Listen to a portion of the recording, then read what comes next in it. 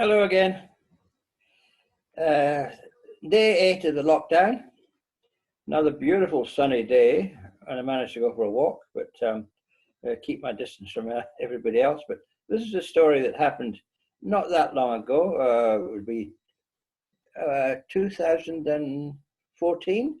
I was on the offshore business, offshore, captain of the offshore ships, and it was a ship called the Go Enif, relatively small. It was used for towing, sort of big tugboat. And we got a contract to tow a huge barge. This barge was at least 100 meters long and maybe 30 meters wide, a flat top barge. And there was 3 huge tanks to take, massive tanks that were going to be, well, they were used for oil. And the tanks just about overlapped the barge. They were huge. And my duty was to take the first one up from a place called Port Launceston in Tasmania up to Newcastle in New South Wales, Australia, across the infamous Bass Straits. And we had to be very careful. We were told that, we went to leave because the forecast had to be good.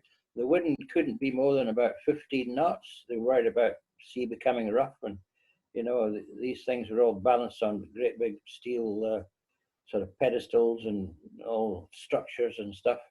They're all chained down, and they're obviously very worried about, we can get these thing up to get lifted off by big heavy cranes in Newcastle. But anyway, they told us to go, and the forecast was good. There was a very little swell. Less than 15 knots, and it would take us about 2 days to get up to Newcastle. We were probably towing this barge around about 8 or 9 knots. So off we went, and what happened? Of course, Bass Strait. Unexpectedly, the wind got up and got up and got up, and soon well over 50 knots. And it got up and got up and got up, and it was actually up to, probably going up to 45, 50 knots, but a big swell came up and the barge was rolling. Oh, it was rolling. There's nothing I could do because I couldn't go back to port because obviously, the barge was too big and too much windage, and I had to keep going. So what I did, the wind was actually coming from the southwest, southwest, and the wind was coming from more from astern and on the starboard side. So, we were all worried about this tank's going to fall off. Oh God, the consequences. The tow was around about half a kilometer long behind us, very big,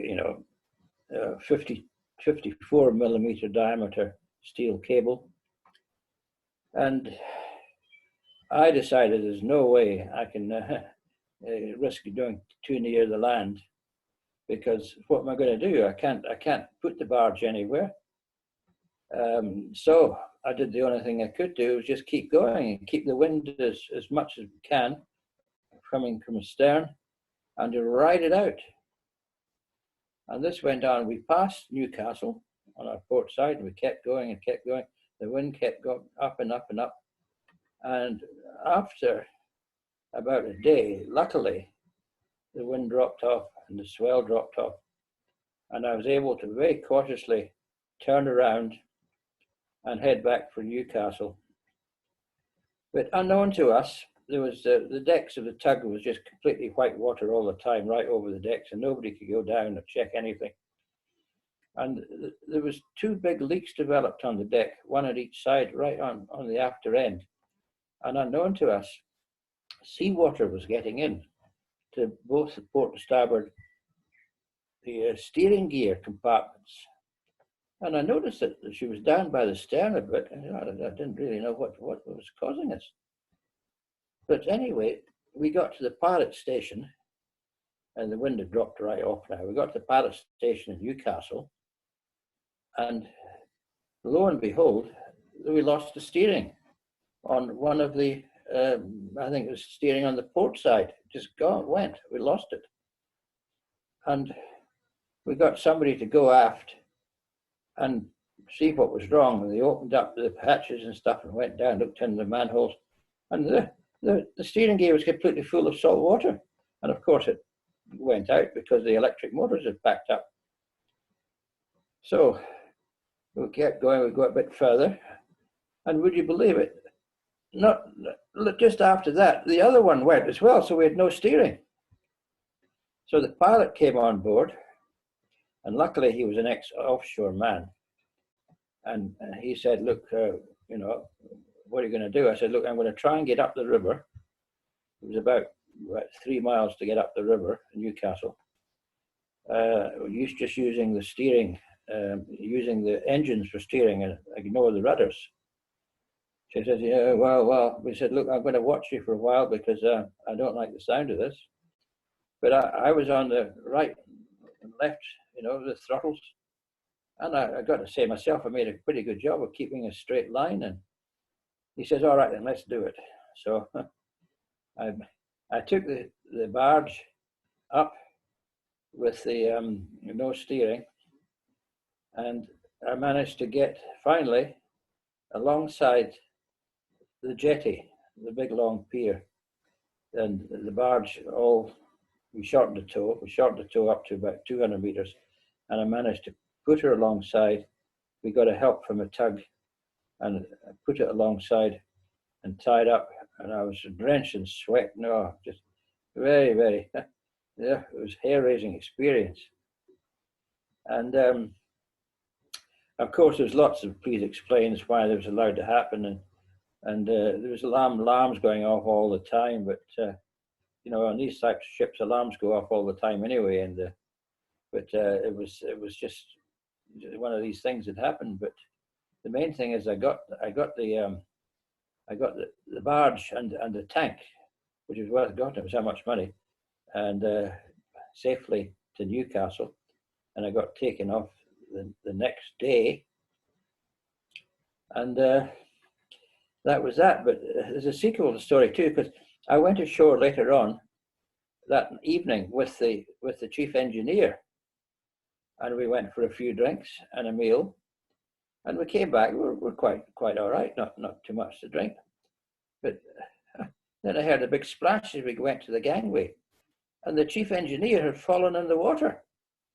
So for God's sake, he tripped and fallen at the bottom of the gangway. Oh, Jesus, just don't need this. So I ran up onto the ship and I pulled pressed the emergency alarm. So all the crew were up straight away. And I looked down and I saw the chief engineer hanging onto the fenders down there. And the crew did a great job. They got him out pretty quickly using a ladder and stuff. So what a night it was, and what a whole day, what a whole 3 days. So we got him up, and of course, he had to ring up the boss, the big boss in Fremantle, and explain the situation.